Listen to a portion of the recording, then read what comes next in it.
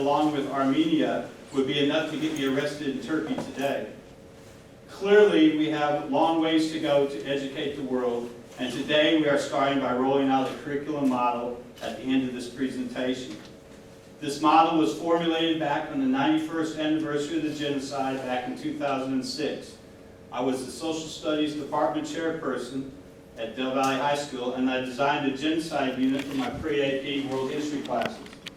Originally, I got interested in Armenian genocide shortly after the 61st anniversary of the genocide. That was a very eventful year for me. I found out many great things. I found out we were going to have triplet daughters. I found out that I was an Armenian. I didn't know that. Now, just not any Armenian, but my 51st great-grandfathers were the reason for the genocide. I'll give you a backstory. One of my grandfathers was a king, and he put into a large pit the other grandfather, St. Gregory. Gregory lived in this pit in the darkness and closed quarters for 13 years. The king went mad and was sick. Finally, with the help of his sister, the king was convinced to let free Gregory. Gregory, instead of taking the wrath out on the king when he was put out of the pit, cured him and converted him to Christianity.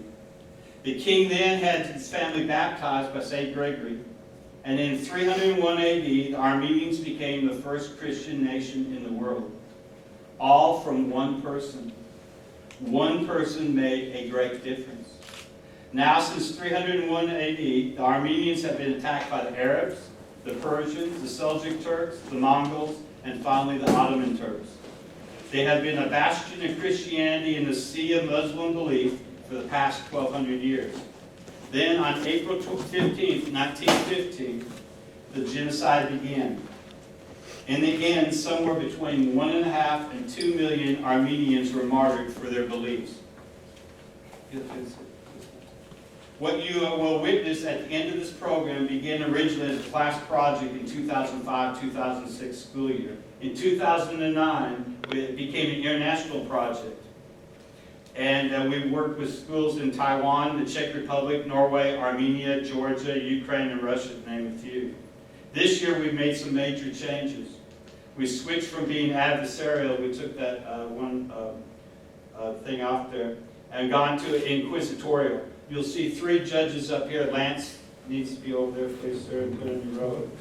It'd be Lance, Brissa, and Jessica will be asking these 2 prosecutors, Freddie and Emma, some questions over they're going to show at the very end of the display. Normally they would have 15 minutes to speak, where we would cut it down to 10 minutes each. And normally they would do questions. We're just going to do questions at the end so you can get an idea. We're rolling out this program to 135 high schools all around the world next fall. We are not only bringing the courtroom to the classroom, but we're bringing justice as well. We are allowing students to be the future leaders of the world. We are allowing students who will be the future leaders of the world the ability to talk about these things before they are leaders. This will change the way we teach and will change the way our leaders of the future will think. Del Valley is leading the world by changing the minds of students about answers to questions that are not found in textbooks, but previously were settled by the elimination of whole groups of people. In today's world, we think this is right, don't you? We think students deserve more, don't you? To this end, I would like to read this proclamation from Mayor Steve Adler. We got him to sign, he couldn't come to the It says, proclaim, be it known, whereas somewhere between 1.5 and 2 million people of Armenian ancestry were victims of the genocide perpetrated by the governments of the Ottoman Empire from 1915 to 1923, prior to the establishment of the Republic of Turkey, and whereas each April members of Congress join the Armenian American community in remembrance across the United States to commemorate the Armenian Genocide, and whereas by consistently remembering and openly condemning the atrocities committed against the Armenians, the Congress has helped to renew the commitment of people of the United States to oppose any and all instances of genocide. Now, therefore, I, Steve Adler, Mayor of the City of Austin, do hereby proclaim April 24th, 2019 as the 104th anniversary of the Armenian Genocide. Signed, Stephen Adler, Mayor of City of Austin. Please note that Mayor Adler signed a proclamation that no U.S. president has signed. Please note that we are teaching justice, not politics, and students are learning by doing it themselves. The very best way to learn, actually doing it. Now we will hear brief remarks from our consul, Neil Benavita.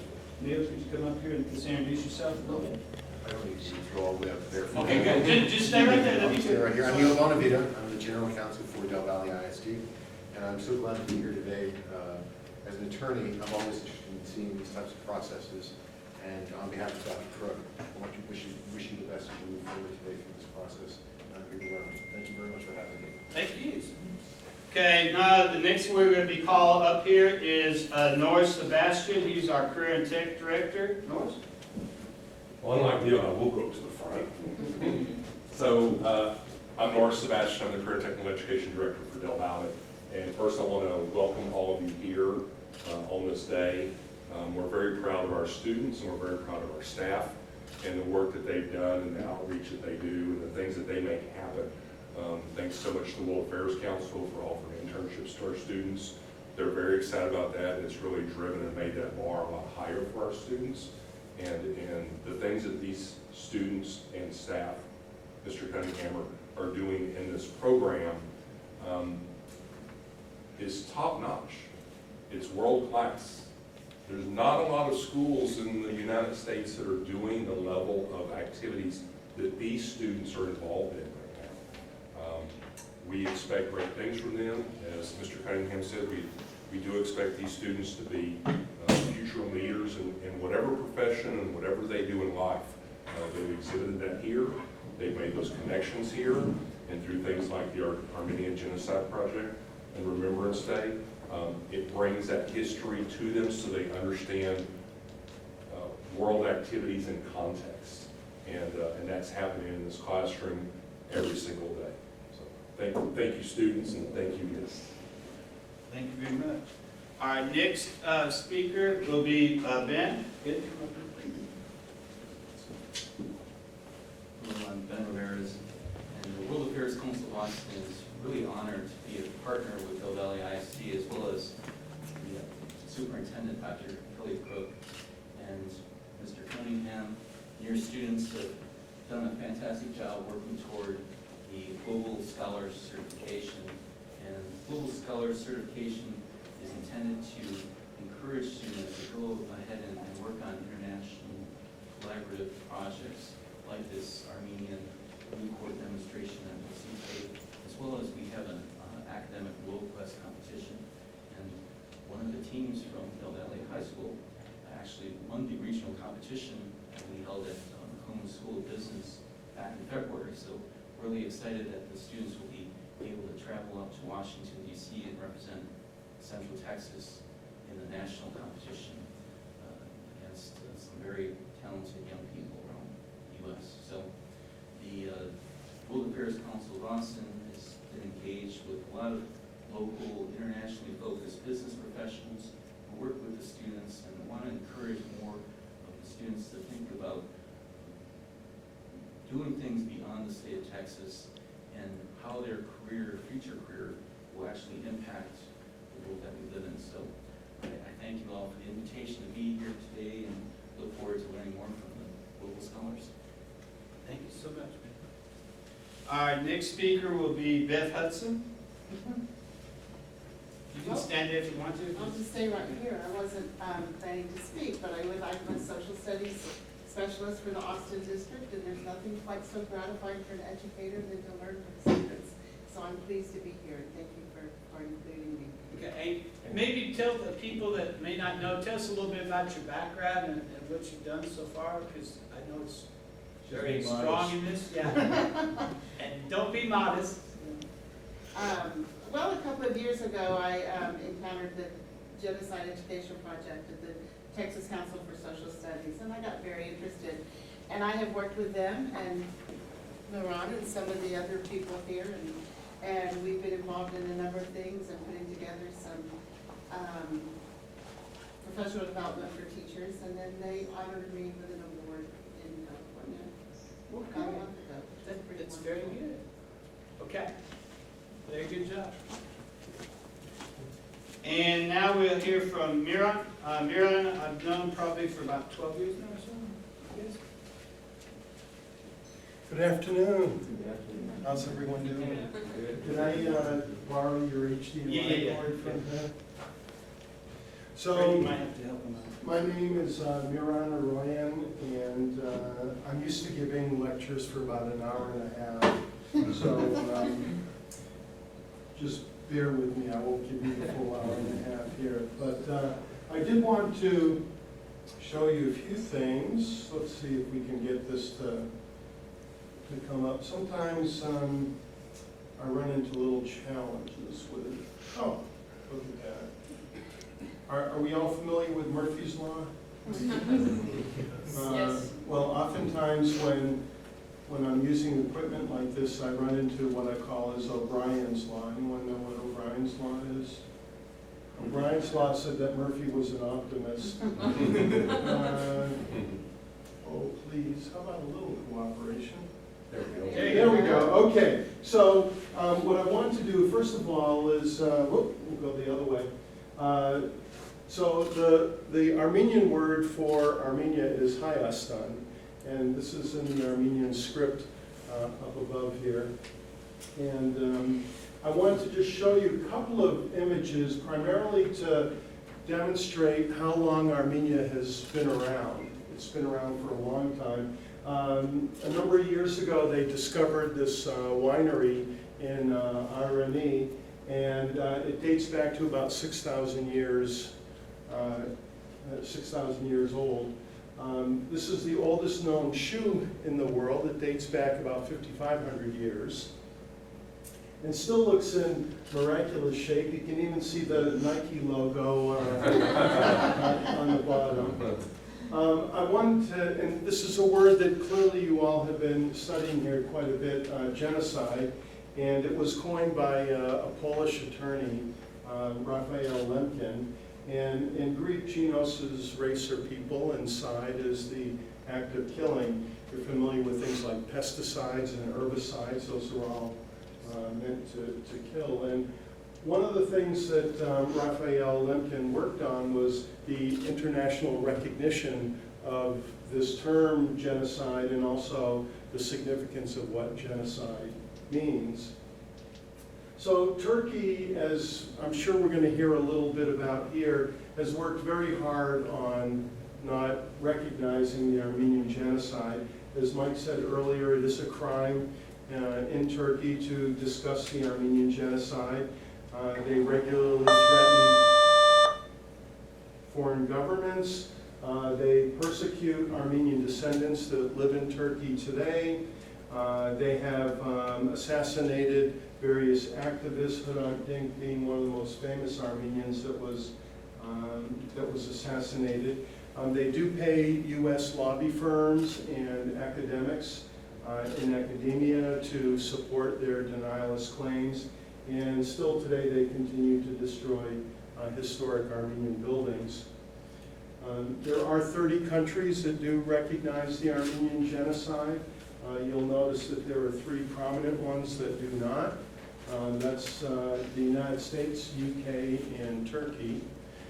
Just so that you at least can put this in perspective, not all of the countries in the world recognize the Jewish Holocaust either. And that is hard to believe in this day and age. One of the things that I think it's important to recognize is the geographic location of where Armenia is. So you'll notice that Azerbaijan and Iran and Turkey make up 3 of their 4 neighbors. Those 3 neighbors are Muslim, Armenia being a Christian nation. Here in the United States, that may not mean a whole lot, but in that part of the world, it has important significance to their survival with their neighbors. They've been at war with one of their neighbors over the centuries, over and over and over again. This is the oldest Armenian church in Armenia. It dates back to the year 303. I don't know if we have dirt in the United States that dates back to 303, but this also happens to be the main cathedral within Armenia that represents the religious aspects of Armenian life all throughout the world. And it's been restored and modernized, but it was begun in the year 303. Just to put things into a little different perspective, so this is one of my favorite monasteries to visit. It's called Noravank, Nor meaning new, Vank meaning monastery. So it's the new monastery, which was built in the 13th century. That's how new things are in Armenia. You'll notice those steps to get up into the church are probably not approved by the American Disabilities Act. There's no railing, they're quite steep. And it is built literally in the middle of nowhere. And to me, to look at something like that and say, how in the world did they build that in the 13th century? Never mind trying to build it today, but we're talking about building it many, many years ago. So this is Tsitsanakabert, which is an awfully big, complicated word that simply means, or translates to swallow's nest. So this is the Armenian memorial to the genocide in Armenia. The large spire here, you can see there's sort of two elements to it. It represents both the eastern part of Armenia and the western part of Armenia. The separating element of the east and west is Mount Ararat. And does anyone know the significance of Mount Ararat? Noah's Ark. That's where Noah's Ark supposedly resides. The memorial itself has got these 12 slats that represent the 12 regions of historic Armenia. And on April 24th, the eternal flame is always run, but you can see the literal pile of flowers that go around the memorial. You can see the tops of people up there, but we're talking literally they're like 6 feet tall. Well, no, hold on, they're Armenians, so it's probably about 5 feet tall. And when you go through the museum, and I just picked out one or two pictures, you see a lot of before and after pictures of the different villages that occur in historic Armenia or Eastern Turkey today. And you'll notice that sort of in the after pictures, anyone happen to notice like what still is remaining? Can you see what still looks like it's remaining? They're mosques. Is it mosque? They're mosques. How nice of them. A few years ago, I had an opportunity to go visit where my father's side of the family had come from in eastern Turkey. It's in a little village called Husenik, and we actually have maps of the region so we know where the different family plots were. And I'm holding, so my grandmother actually lived here on this plot of land, and I'm holding a photograph of my dad who was standing in that exact same spot about 20 years before me. So it had a lot of emotional significance for me to be where my grandmother had been born. And as you travel through Turkey, you see lots of evidence of churches falling apart.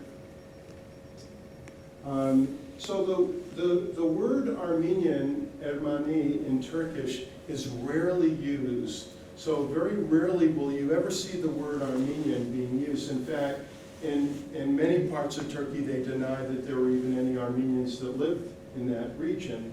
This happens to be one of those regions where they deny that there were any Armenians that actually lived there. Yet on this sign, on this memorial, it says this monument was built for the remembrance of the Turks slaughtered in 1918 by the Armenians in this village. So I asked the person that was taking us on this tour, I said, how is it that there were no Armenians that lived here, yet they're responsible for massacring the Turks that lived in this village? Well, we didn't have a very good answer.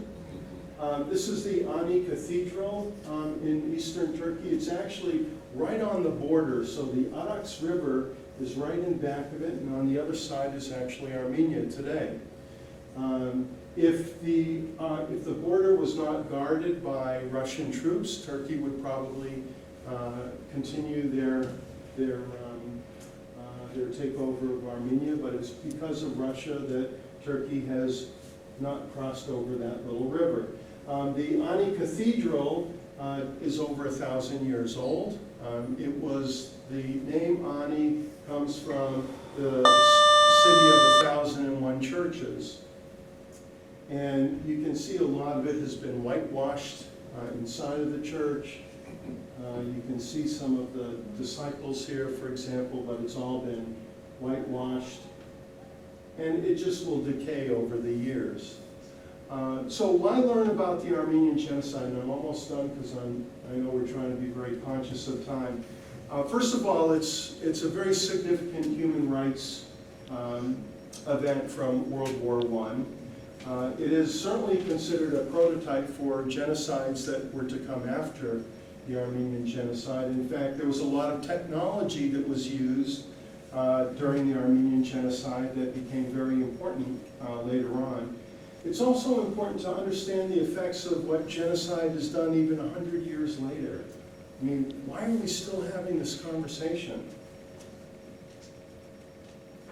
Life in the Ottoman Empire was very difficult, especially if you were not Turkish. Armenians and other minorities were second-class citizens. They paid higher taxes. They had restricted legal rights, and they had limits to what they could actually own. And I'm sure we'll hear a little bit more about the three perpetrators here shortly. The Young Turks came into power after overthrowing the Sultan, and they developed a new nationalism that they called Pan-Turkism, which was that Turkey should only be for Turks and anyone else should be removed, of which the Armenians were one of those. The Armenians were deported, they were massacred, they were killed, they were sent through the deserts. And we have several eyewitnesses, one of them being Ambassador Morgenthau, who wrote eyewitness accounts. He was the U.S. ambassador to Turkey. The United States actually was very helpful towards helping the relief efforts over there. The Near East Relief Fund raised over $116 million, which today would be well over $1 billion, to help take care of the hundreds of thousands of orphans in the region. In fact, this is a photograph taken in Gyumri, what is modern-day Gyumri, from 1918 of the orphans thanking the United States for their financial support. Just very briefly on Turkey's denial tactics, they clearly do not want to deal with the truth. They will often say that it was the Armenians that committed the crimes. They will want to diminish the numbers that you'll probably hear about here shortly. They blame often natural forces. You know, as during World War I, there was famine, there was disease. They blame the victims often, that we had these Armenians that were disloyal to the Ottoman Empire. They also claim that what happened does not fit within the legal definition of genocide. And one of the things that they do most often with foreign governments is that they'll use the Armenian genocide as a bartering chip to say, look, you don't really want to harm our relationship, so let's not talk about it. In 2015, there were 130,000 Armenians that lined the streets of Los Angeles. So one of the largest